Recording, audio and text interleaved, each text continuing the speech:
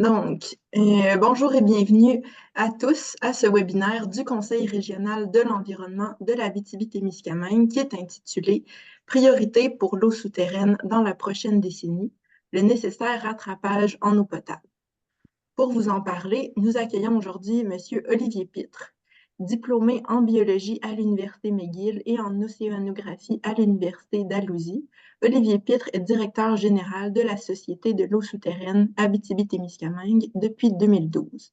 Il a auparavant travaillé comme enseignant en biologie au Cégep de l'Abitibi-Témiscamingue et au Collège Bois de Boulogne, en plus d'avoir été naturaliste pour Parc Canada.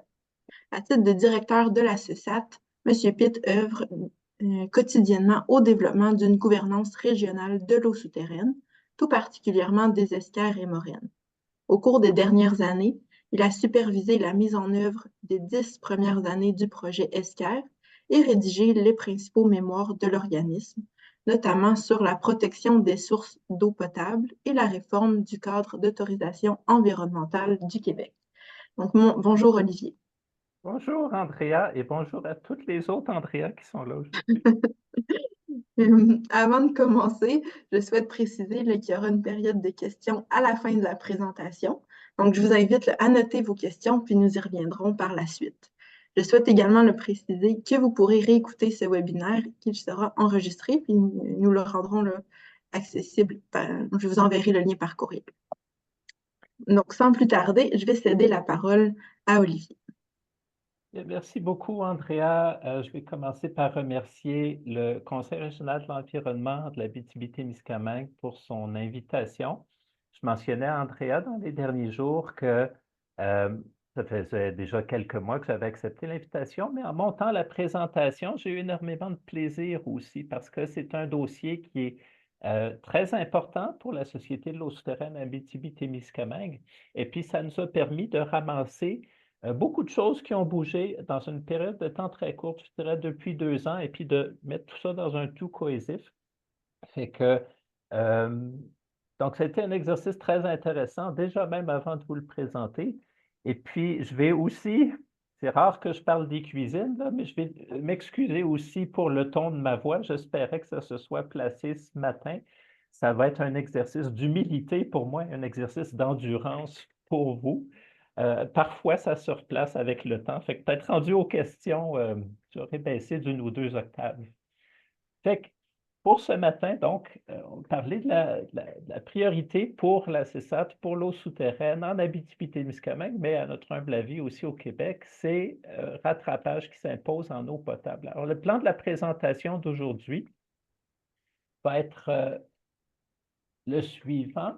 Donc, je vais d'abord faire une petite mise en contexte historique d'où viennent les contraintes qui sont en vigueur aujourd'hui. Faire ensuite un topo sur le règlement qui est en vigueur, le règlement sur le prélèvement des eaux et leur protection, un résumé surtout avec langue régionale, les catégories de prélèvements qui sont édictées par le règlement et spécifiquement pour les prélèvements de plus de 500 personnes, donc euh, le contenu des informations qui doivent être intégrées dans un rapport quinquennal au ministre et un portrait de ces prélèvements-là en Abitibi-Témiscamingue pour montrer de quel territoire on parle. Ensuite, je vais enchaîner avec 2 initiatives de gouvernance régionale qu'on a réalisées dans la dernière année et demie et une conclusion donc, pour ramasser tout ça puis faire une ouverture sur les prochaines années. Pour l'historique des contraintes, on pourrait remonter très loin, puis je vais me contenter de commencer. Il y a une génération, en 1995, le ministère de l'Environnement de l'époque avait publié un premier guide sur les périmètres de protection autour des ouvrages de captage d'eau souterraine. Donc, ça vous montre que déjà à cette époque-là, la philosophie des barrières multiples pour protéger les captages, elle était déjà bien installée, pas juste au Québec, mais en Occident. Donc, le principe, là, vous allez le revoir à différentes étapes, là, mais c'est toujours le même. On a une barrière d'abord très rapprochée, un petit périmètre, mais avec des mesures de protection très sévères autour du puits. Ensuite, on va avoir une barrière plus large, mais avec des contraintes moyennes, et finalement une barrière très grande qui est l'aire d'alimentation du puits, où les contraintes vont être beaucoup plus légères. Donc, le principe, il ne date pas d'hier, il date de ce guide-là. Et puis, De 1995 jusqu'à 2002, le guide était publié par le ministère de l'Environnement qui encourageait les municipalités à en faire l'application, mais c'était non obligatoire. Ce n'était pas réglementaire, puis il n'y avait pas de mesure coercitive pour en faire l'application. Donc, c'était vraiment juste optionnel. Ensuite de ça, en 1999 est arrivée la commission sur la gestion de l'eau au Québec, la commission qui était présidée par André Beauchamp, qui est le monsieur ici à droite. C'est un monsieur que j'ai eu le plaisir de rencontrer il y a quelques années. C'est un des membres fondateurs de la Société de l'eau souterraine. Puis on s'était rencontrés dans un école proche du pont-tunnel La Fontaine pour discuter donc de cette commission-là, de ses souvenirs. Et puis, en mangeant notre smoke meat, M. Beauchamp me rappelait que, puis ça, je l'avais vraiment oublié, mais que ce qui avait déclenché la commission Beauchamp, c'était beaucoup dossier des compteurs d'eau à Montréal, qui avait tout lancé ça et qui, 2 ans plus tard, donc, allait donner naissance à la politique nationale de l'eau, qui est une des politiques les plus spectaculaires qui, à mon sens, a été mise en œuvre par le gouvernement du Québec. C'était structurant, c'était ambitieux, ça allait sur tous les terrains, y compris le terrain légal, y compris la recherche. C'était vraiment, donc, c'était la pierre d'assise de la gestion de l'eau pour toute la génération suivante. Et c'est donc le document que vous avez là. Et en 2000, donc pendant les travaux de la commission Beauchamp, qui se promenait partout à travers le Québec, elle est venue, soit dit en passant, en Abitibi-Témiscamingue, là, était 2, 3 soirs à Rouen. On retrouve encore des mémoires de différentes institutions dans les archives du BAP. En 2000, donc, est arrivée la tragédie de Walkerton. Donc, contamination d'origine agricole, de la prise d'eau de la municipalité de Walkerton.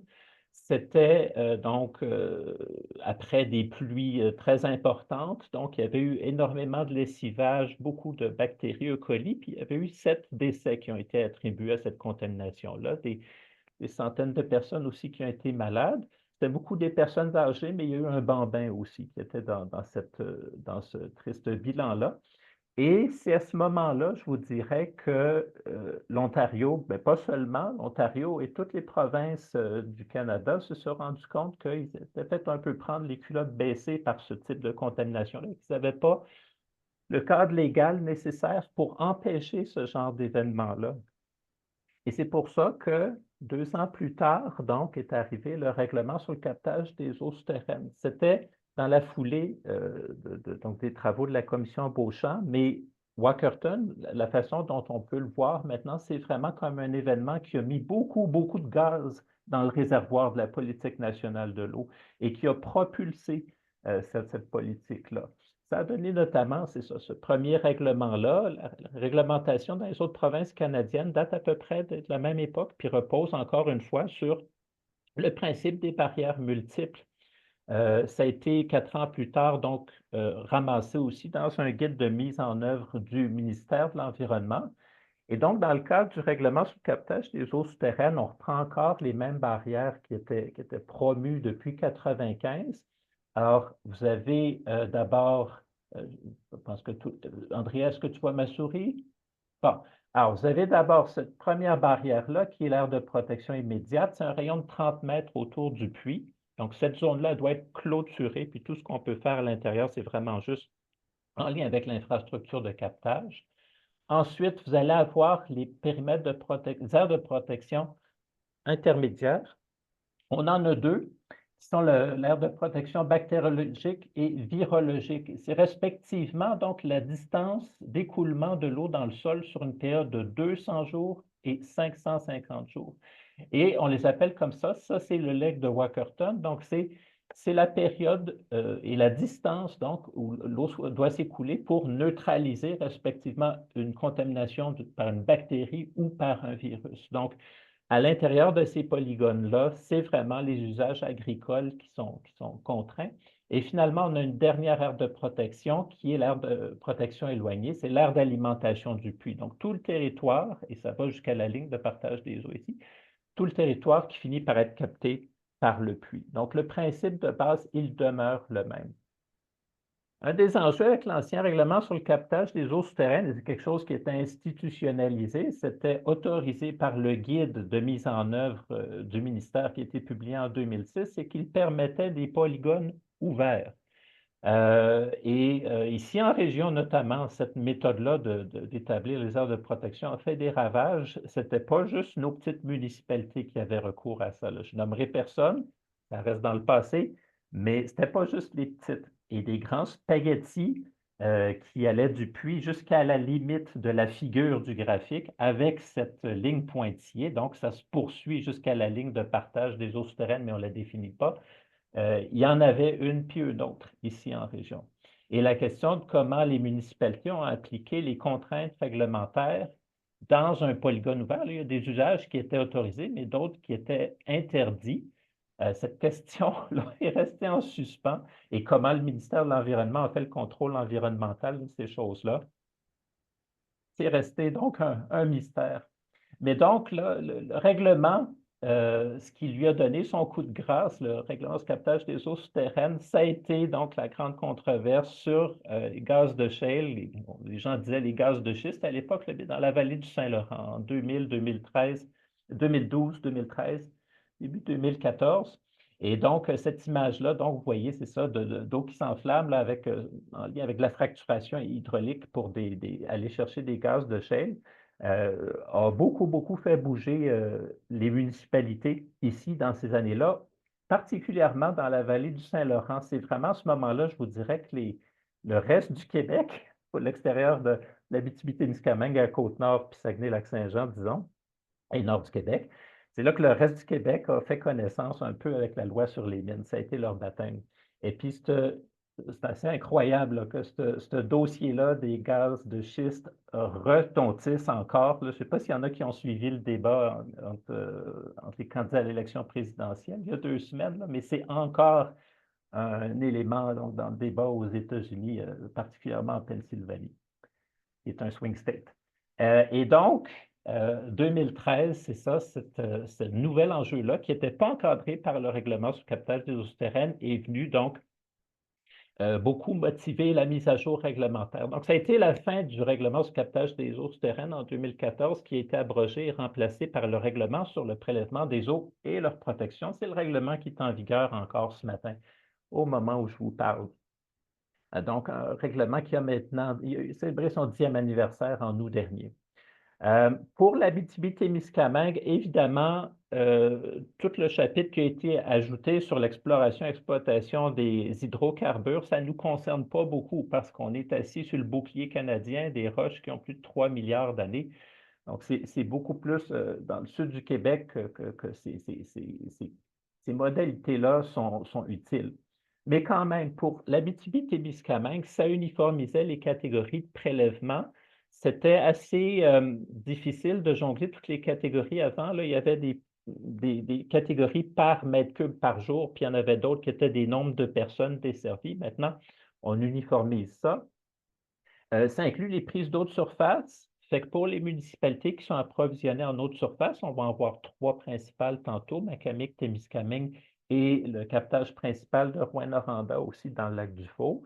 Donc, c'est seulement depuis 2014 qu'ils ont une réglementation provinciale qui leur permet d'encadrer les usages sur leur captage.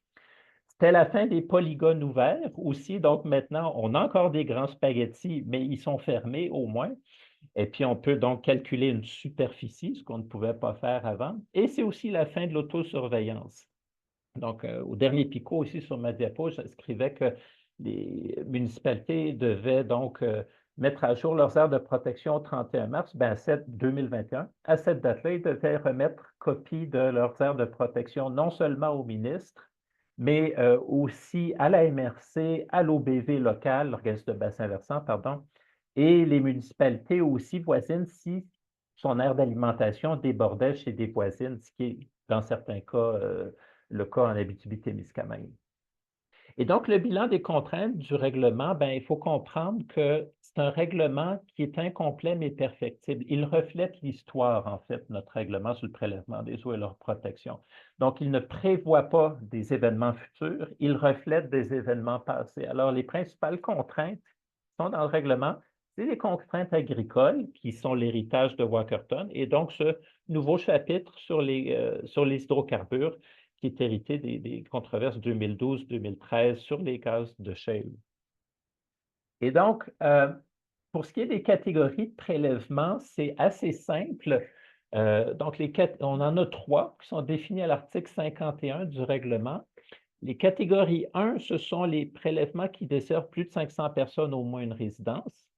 Catégorie 2, et puis ça, on va beaucoup focuser pour le reste de la présentation sur les catégories 1. Les catégories 2, c'est les systèmes de distribution qui approvisionnent 21 à 500 personnes au moins une résidence, mais on ajoute aussi à ça les établissements d'enseignement, détention et santé services sociaux. Donc, en Abitibi-Témiscamingue, nos catégories 2, à peu près la moitié des municipalités qui ont des réseaux sont des catégories 2, sont moins de 500 personnes desservies, mais il ne faut pas oublier là-dedans aussi toutes les municipalités qui n'ont pas de réseau municipaux, mais qui vont avoir une école en plein milieu du périmètre urbain. Donc, les écoles, et dans ce cas-ci, donc, la personne responsable, c'est les centres de services scolaires, ce sont des prélèvements de catégorie 2 qui sont très présents aussi en région. Donc, il ne faut pas les oublier. Et au niveau des catégories 3, donc, c'est des systèmes qui desservent moins de 20 personnes, mais on ajoute aussi les établissements de transformation alimentaire, fait que les embouteilleurs sont là, notamment. Et les entreprises et établissements touristiques, ça inclut par exemple les pourvoiries et les campings qui sont là-dedans. Donc, l'enjeu avec cette classification-là, que moi j'aime beaucoup par ailleurs, c'est que, là je vous disais, ça fait 10 ans que le règlement est en vigueur. Eh bien, le ministère de l'Environnement n'est pas ce matin en mesure de fournir une liste complète des prélèvements de catégorie 1, 2, 3 pour un territoire donné. Et donc là, on parle des prélèvements d'eau autorisés actifs au Québec. Ce sont des prélèvements d'eau que le ministère lui-même a autorisés. Eh bien, quand on lui demande la classification de ces prélèvements d'eau-là, l'information est incomplète. L'exemple que je vous donne ici, c'est un petit mandat qu'on a fait pour l'OBV du Témiscamingue il y a 2 ans. C'était une mise à jour du volet eau souterraine de la partie portrait de leur plan directeur de l'eau. Et donc, c'est des résultats que je vous présente aujourd'hui avec l'autorisation de mon ami Yves. Donc, dans les choses très standards qu'on a fait quand on a commencé la collecte d'informations, donc on a fait une demande au ministère de l'Environnement. Pouvez-vous nous transmettre l'ensemble des prélèvements d'eau autorisés actifs dans le bassin versant de l'OBV du Témiscamingue? Donc, c'est standard, là. Ça devrait être dans chacun des PDA des 40 OBV du Québec. Et la base de données qu'on a reçue, là, vous avez la date ici, c'était le 22 décembre 2021. Ça vient du système de gestion des prélèvements d'eau, GPE, du ministère de l'Environnement.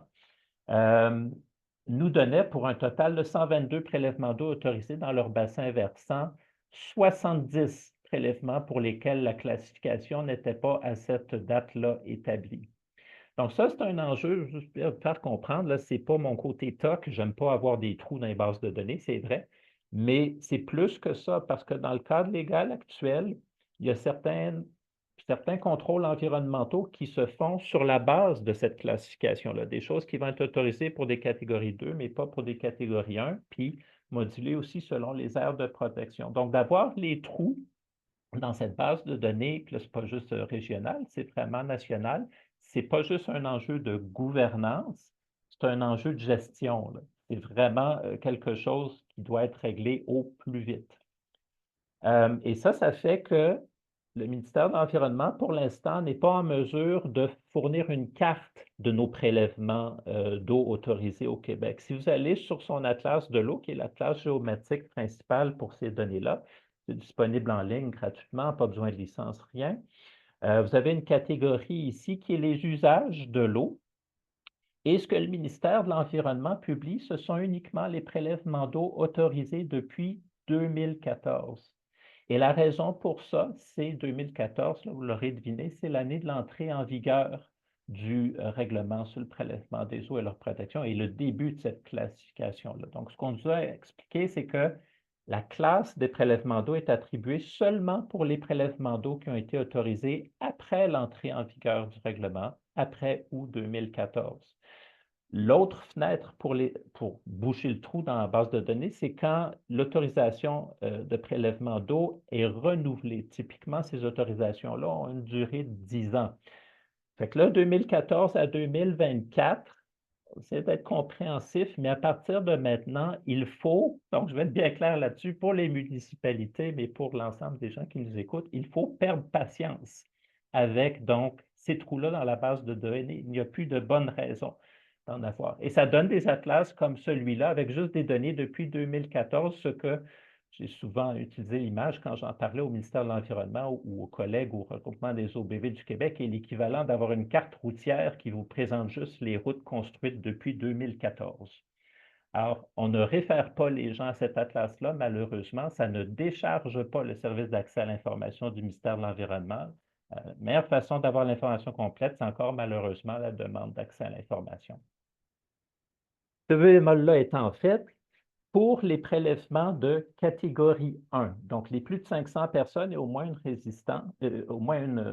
résidence, le responsable donc, doit remettre au ministre à tous les 5 ans un rapport qui fournit la location du site de prélèvement de ces aires de protection, donc les 3 immédiates, intermédiaires, éloignées, et leur vulnérabilité établie en vertu de l'indice drastique. Donc, je ne rentrerai pas dans le détail de drastique, il suffit de vous dire que c'est un indice qui est très standard, qui est dans le cadre légal du Québec depuis 2002, depuis le règlement sur le captage des eaux souterraines. Et une fois qu'il est établi, donc, ce territoire-là, fait que ça, pour les prélèvements d'eau souterraine, c'est l'étude hydrogéologique, là, tout simplement.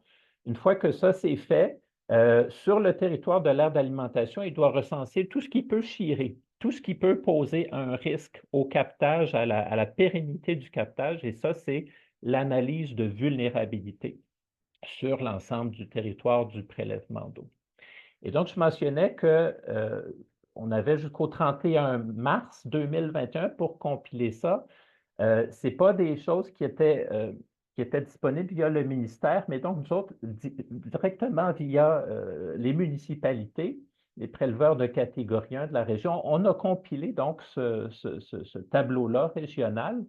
Et puis, étant donné que je m'adresse à des municipalités majoritairement, là, donc je vais prendre la peine de faire le tour de la liste, là, juste une minute, mais pour les nommer. Donc, pour Abitibi, on en a 3, Amos, Barrault, Landrienne. Total de personnes desservies, 14 388 personnes. Abitibi-Ouest, ils sont 6. Dupuis-Lassar-Macamic, Nord-Métal, Palmarol et Tachereau.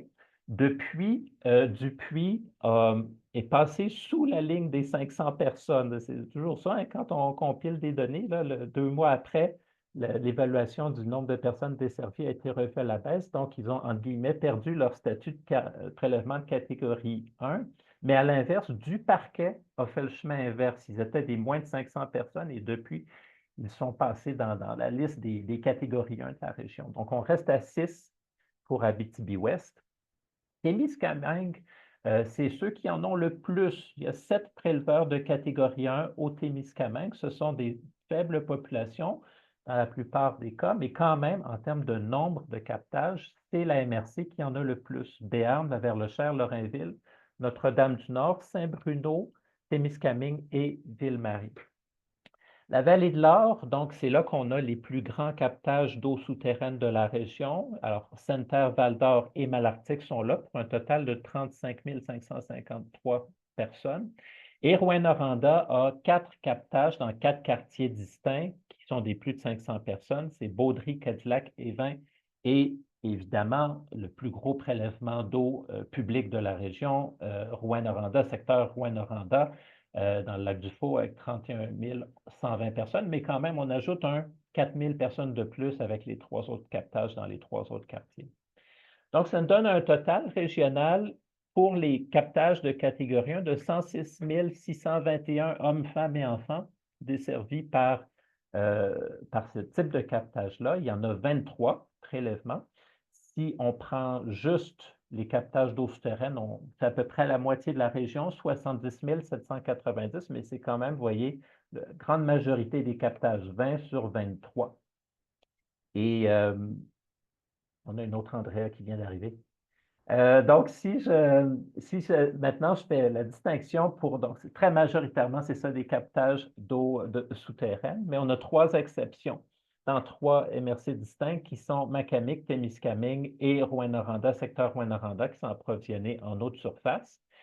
Et l'échéance, la dernière colonne, vous avez ici, est-ce que l'échéance du 31 mars 2021, hein, on a la moitié là, qui ont busté la limite. Vous aviez quand même 7 ans de préavis, là. Et donc, je vais passer rapidement là-dessus avant que vous ayez le temps de les noter. Et sur carte, donc une fois que c'est géoréférencé, nous autres, on s'est tanné d'attendre après le ministère, alors on a contacté donc les collaborateurs dans ces municipalités-là. On a fait le tour de la région et on a demandé à chacune de ces 20 municipalités-là de nous envoyer les fichiers formes pour l'emplacement du captage et les aires de protection. Donc, on a fait le tour et très rapidement, on a constitué une base de données régionale, une géodatabase qu'on a publiée en février 2023. Donc, elle n'a pas de caractère officiel, ça n'est pas approuvé par le ministère de l'Environnement. On espère que ça s'en vient, cette base de données officielle, mais pour l'instant, ça nous a permis d'avancer quand même. Alors, si on les met sur carte, nos prélèvements d'eau souterraine, nos 20 prélèvements d'eau souterraine, vous voyez que c'est vraiment juste des mini tâches à l'échelle de la région. C'est une superficie cumulative pour les 20 de 56 km², ce qui est moins d'un dixième d'1% de la superficie régionale. Et donc, la population a desservi 70 790 personnes.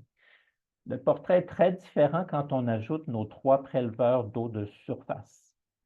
Alors, la méthodologie est très différente à ce moment-là pour établir les aires de protection et ça donne des aires d'alimentation qui sont beaucoup plus grandes. Le bassin versant de la prise d'eau de Rouyn-Noranda, ce n'est pas juste le lac du Four, donc c'est tout le bassin versant autour, 150 km². Dans le cas de Macamic, c'est la rivière Loire, ça remonte jusqu'à Aiguebelle, dans le lac Loire, 354 km². Notez que dans le cas de Macamic, on ne fait pas juste traverser des limites municipales, on traverse aussi les limites de 2 autres MRC.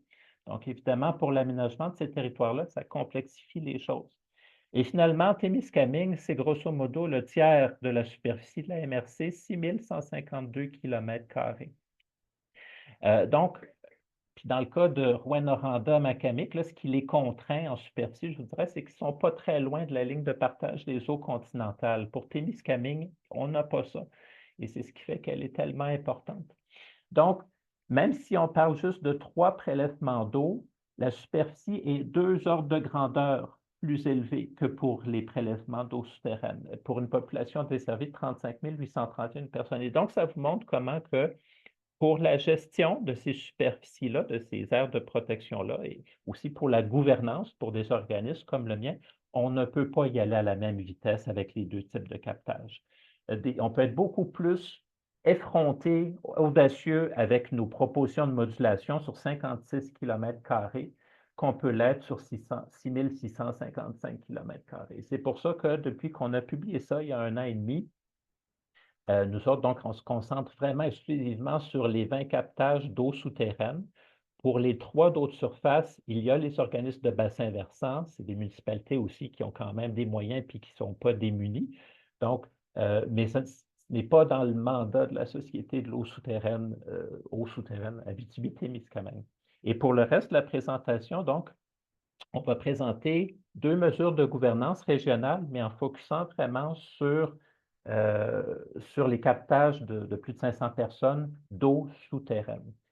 Alors, la première, c'est qu'il y a un moratoire qui vient d'être reconduit jusqu'au 31 mars 2028 pour la récolte forestière dans les aires d'alimentation des captages de plus de 500 personnes.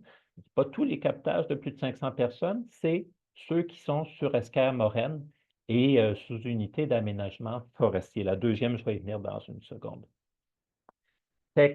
Ça, c'est beaucoup, je vous dirais, le résultat d'enjeux qui ont été débattus au sein des tables de gestion intégrée des ressources et du territoire, les tables GIR, qui relèvent de chacune des MRC. Et les enjeux, là, quand on remonte à l'origine de ça, c'était sur les lots intramunicipaux de la MRC d'Abitibi en 2008. Ça fait quand même longtemps qu'eux autres travaillent ça. C'était que la récolte peut modifier la recharge et qu'il y a des risques de déversement, évidemment, qui viennent à partir du moment où on a de la machinerie sur ces sites-là.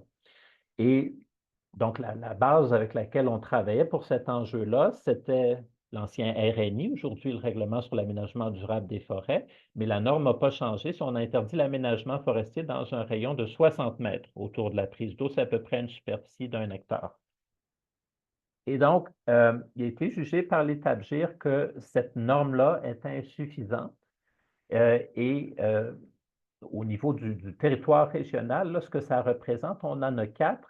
C'est le quartier Cadillac dans Rouyn-Noranda. Donc, la prise est sur un escarre là, quand on traverse la 117. Ensuite, vous avez Malartic, Val-d'Or et Sainte-Terre. Donc, c'est beaucoup, beaucoup de la vallée de l'Or, un peu Rouyn-Noranda, et on parle donc de 36 308 personnes. Donc, ce qui a été choisi, c'est d'instaurer un moratoire. Il était là depuis 2018, là, il vient d'être reconduit, mais, et c'est le point de vue du ministère, c'est le point de vue des TABGIR et c'est le point de vue de la CESAT aussi, le moratoire n'est pas une fin en soi.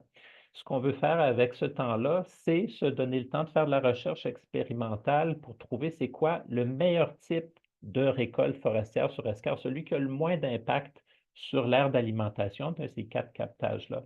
Et il y a un projet exploratoire qui a été lancé avec du financement de la MRC de la Vallée de l'Or.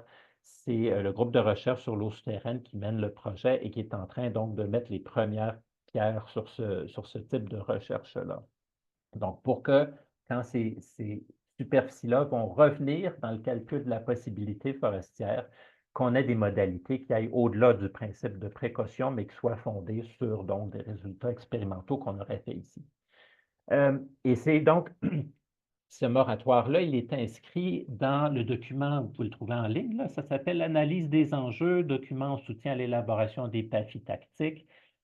Donc, c'est spécifique à l'Abitibi-Témiscamingue. Et ça, c'est la carte donc des zones sur moratoire. Excusez-moi, en bleu, c'est l'ensemble des escarres, donc des modulations sur escarres qui sont sur un territoire plus large. Ce qui est en orange assuré, donc c'est les zones de moratoire. Vous avez Cadillac ici, Malartic, Val-d'Or et Sainte-Terre qui est dans une autre unité d'aménagement forestier aussi. Donc ça, c'est le premier exemple. Puis je tiens à saluer la direction régionale du ministère des Ressources naturelles et des Forêts qui, puis je vais me permettre, là, je ne veux pas la mettre dans l'embarras, mais Annie Bello, qui a fait un travail formidable. Là, elle avait une fenêtre très serrée quand nous, on a publié notre géodatabase avant qu'elle publie ses PAFI. Et puis, donc, ils ont priorisé le dossier et puis c'est passé comme ça. Deuxième précédent de gouvernance régionale que je veux vous présenter, c'est le recensement des titres miniers actifs dans les aires d'alimentation des prélèvements d'eau souterraine de plus de 500 personnes. Donc ça, c'est quelque chose qu'on a publié à la fin du mois de mai cette année, donc juste avant l'été. Il y a un petit rappel, je pense, qui est utile pour tout élu municipal. Là. Ça devrait faire partie de votre serment d'assermentation, de la formation le jour 1 qu'on vous donne quand on est élu ou quand on est employé pour une municipalité. C'est l'article 246 de la loi sur l'aménagement et l'urbanisme. Donc, c'est qui décrit un aspect important de ce que c'est d'être un élu municipal dans une région qui a un très fort potentiel minier comme l'Abitibi-Témiscamingue.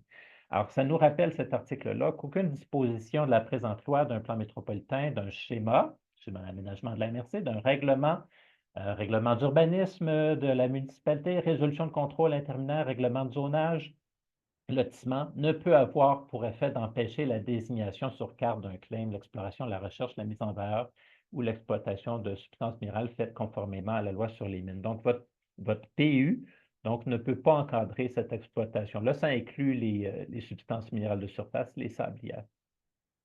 Et donc, là, moi, ce que je vais vous faire, c'est vous présenter donc un petit topo, une galerie des captages municipaux puis du portrait des titres mini-actifs. La date d'extraction que nous autres, on a fait l'extraction de Gestime, c'était le 19 juin 2023, si je n'ai pas de mémoire. Fait que je vais juste vous en présenter quelques-uns en rafale. Et puis, en commençant donc par le Paradis du Nord à la Sarre.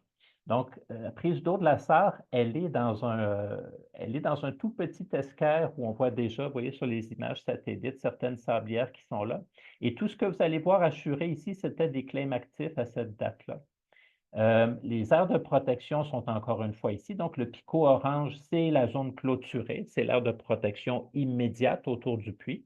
Ensuite, vous avez la bactériologique qui est juste ici, virologique qui est autour, et l'aire d'alimentation, tout le territoire qui finit donc, où l'eau finit par être siphonnée par le puits. Donc, dans le cas de la Sarre, 7200, la Sarrois, la Sarroise qui sont desservis, c'est 42 claimés, essentiellement par le même promoteur. Quand on descend plus au sud à Évin, évidemment, on est sur la faille de Cadillac, et puis Rouyn, Val-d'Or, Malartic sont là où elles sont parce qu'il y a du potentiel minier, c'est important de le rappeler. Dans ce cas-ci, c'est ça, on a 3 puits municipaux et vous pouvez voir comment il y en a 2 qui partagent le même ensemble d'aires de protection. Donc, les 2 puits plus à l'ouest ici ont la même aire d'alimentation, les mêmes aires de protection intermédiaires. Et on a un 3e puits plus à l'est, donc qui est tout seul. Et là, la proportion est plus importante, 76 de la superficie sous titre minier. Ça, c'est des prises d'eau dans un esquerre aussi. 2516 personnes. C'est la plus grosse prise d'eau souterraine de la ville de Rouyn-Noranda. Plus au sud, Ville-Marie, là, ça descend à 42 avec 2850 personnes. C'est un seul promoteur, c'est un monsieur Claude Jacques. Je ne sais pas si c'est quelqu'un de local ou quelqu'un de l'extérieur. Landrienne, au niveau d'Abitibi, c'est important de le rappeler, il y a certaines de ces superficies-là qui étaient libres de titres miniers quand on a fait l'extraction, j'estime. Dans le cas de Landrienne, c'est quand même juste 20 hectares. C'est au nord du périmètre urbain. Mais il y en a d'autres comme Val-d'Or, où là, bon, c'est complètement le contraire. Dans le cas de Val-d'Or, il y a 2 prises d'eau. Ça, c'est la principale qui est au sud-est du lac Blouin. Et il y en a une deuxième là, qui n'est pas sur la carte ici, qui est le captage plus au sud. Là, c'est tout proche du club de golf. Et lui, son aire d'alimentation descend vers le sud jusqu'à l'aéroport et puis aux Grandes Sablières là, qui sont au sud du PU. Et quand on les met ensemble, ça donne une superficie de 9,1 km², 27 313 personnes. L'aire d'alimentation était claimée donc à 96 à cette date-là. Val-d'Or est le plus gros préleveur d'eau souterraine publique de la région. C'est dans la Moraine Arikana, mais ce n'est pas le plus gros polygone. Et je vais finir avec ce dernier cas-là, qui est Amos. Amos, c'est la plus grande aire d'alimentation qui a été établie, 12,6 km² jusqu'à il y a 2 ans, 3 ans. Donc, c'est ça, le polygone s'arrêtait à la 395 ici. Il ne traversait pas la route, mais ça a été mis à jour et l'aire d'alimentation rejoint l'aéroport et la pépinière de Tressesson maintenant. 12 271 personnes desservies, dont votre conférencier et ses 3 charmantes jeunes filles. Et ceci étant dit, avec la plus grande aire d'alimentation, on a un très faible pourcentage de titres miniers ici. Il y a une raison historique à ça, c'est qu'on a 3 pionniers qui ont travaillé d'arrache-pied, donc pour protéger ce captage-là. Alors, dans l'ordre ici, vous avez André Brunet, qui était maire de la ville d'Amos à l'époque, Réal Bordelot, qui était son directeur général. J'ai eu le plaisir de faire une série d'entrevues téléphoniques avec Réal en 2017 sur Radio Boréal. Si jamais vous voulez les écouter, ils sont encore sur notre site Internet.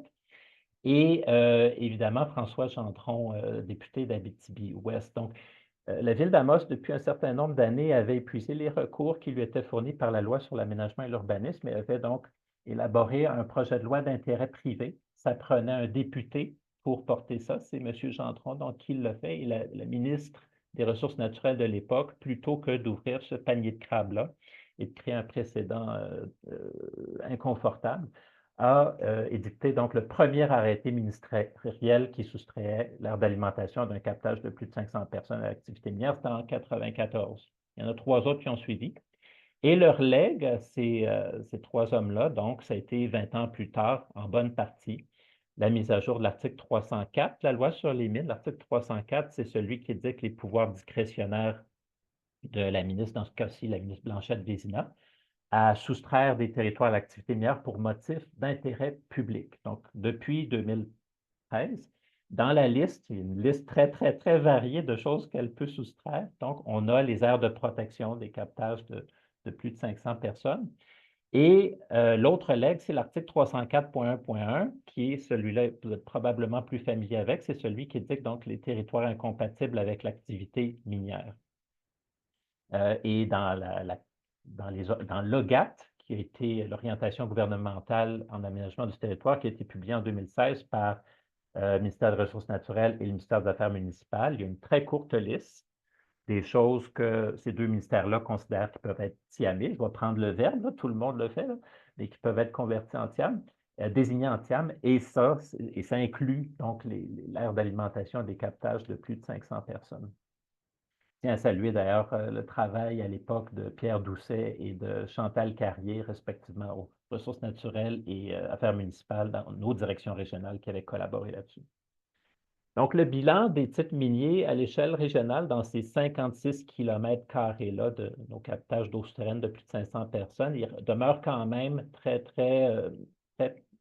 préoccupant. Donc, on a 25 km² qui, à cette date-là, étaient libres de titres miniers. Sinon, pour le reste, dans les principales pointes de tarte, on voit des compagnies qu'on reconnaît assez facilement. Il y a beaucoup de compagnies là-dedans qui étaient en Ontario ou en Colombie-Britannique.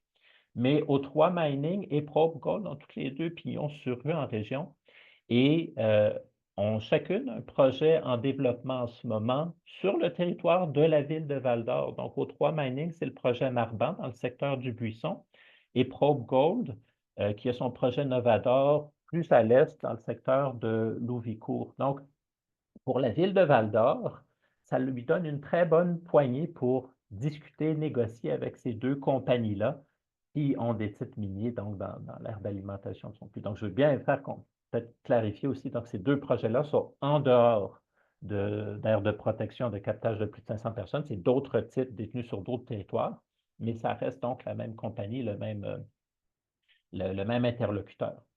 Et donc, d'autres, on a publié ça en mai 2024. Quelques mois avant, on avait eu la discussion à l'interne de la Société de l'eau souterraine. On a quand même une table de concertation assez importante. Moi, j'ai 17 patrons, 17 administrateurs, notamment les 5 MRC qui sont représentés.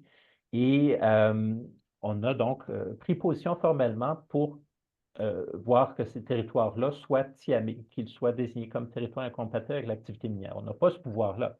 Ce pouvoir-là revient au MRC via leur schéma d'aménagement et de développement, mais donc, c'est une position que l'organisme a prise.